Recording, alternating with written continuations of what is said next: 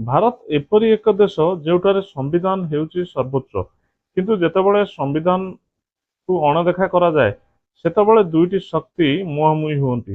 ଗୋଟିଏ କାଗଜପତ୍ରର ଫାଇଲର ଶକ୍ତି ସହିତ ବାବୁଗିରି, ଆଉ ଦ୍ୱିତୀୟଟି ଜନସମର୍ଥନ ନାଁରେ ନେତାଗିରି। ଏହି ସଂଘର୍ଷରେ ସାଧାରଣ ଲୋକ ପେଶି ହେଉଥାନ୍ତି ନିଜ ସମସ୍ୟା ଭିତରେ। ଗୋଟେ ପଟେ ଫାଇଲର କ୍ଷମତାର ବଳିୟାନ ଅର୍ଥାତ୍ ବାବୁଗିରି, ଅନ୍ୟପଟେ ଭାଷଣ ଓ ଲୋକପ୍ରତିନିଧି ନାଁରେ ବଳିୟାନ ଅର୍ଥାତ୍ ନେତାଗିରି।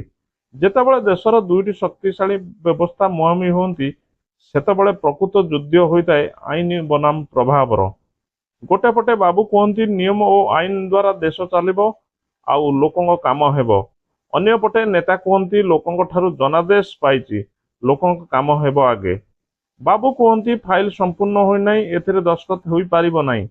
କିନ୍ତୁ ନେତା, ମୋର କାମ ସମ୍ପୂର୍ଣ୍ଣ ହୋଇନାହିଁ, ଆପଣଙ୍କୁ ବଦଳି କରିବି। ଏମିତି କିଛି ଆଜିକାଲି ଦେଖିବାକୁ ମିଳୁଛି ନେତା ଓ ବାବୁଙ୍କ ଭିତରେ ତୁ ତୁ ମେ ମେ। ବାବୁଗିରି ହେଉଛି ଦେଶର ମେରୁଦଣ୍ଡ, ଯୋଜନାର ରୂପରେଖ ଠାରୁ ଆରମ୍ଭ କରି ଫାଇଲ ଉପରେ ନିଷ୍ପତ୍ତି ପର୍ଯ୍ୟନ୍ତ। କିନ୍ତୁ ନେତାଗିରି ହେଉଛି ଗଣତନ୍ତ୍ରର ଆତ୍ମା, ଲୋକଙ୍କ ସ୍ୱର, ନୀତିର ଦିଗ। କିନ୍ତୁ ଯେତେବେଳେ ଏଇ ଦୁଇଟି ପରସ୍ପର ବିରୁଦ୍ଧରେ ଯାଆନ୍ତି ତାପରେ ଲୋକ ଫସିଯାଆନ୍ତି ମଝିରେ। ନେତା ତାଙ୍କର ଶକ୍ତି ଦେଖାଇବାକୁ ଚାହାନ୍ତି, ମୁଁ ସବୁ କିଛି କରିବି, ହେଲେ ବାବୁ ଖୋଜି ବସନ୍ତି ପ୍ରକ୍ରିୟାକୁ। ଆଉ ଆରମ୍ଭ ହୁଏ ବଦଳି, ପୋଷ୍ଟିଂ, ତଦନ୍ତ ଆଉ ଚାପର ଖେଳ।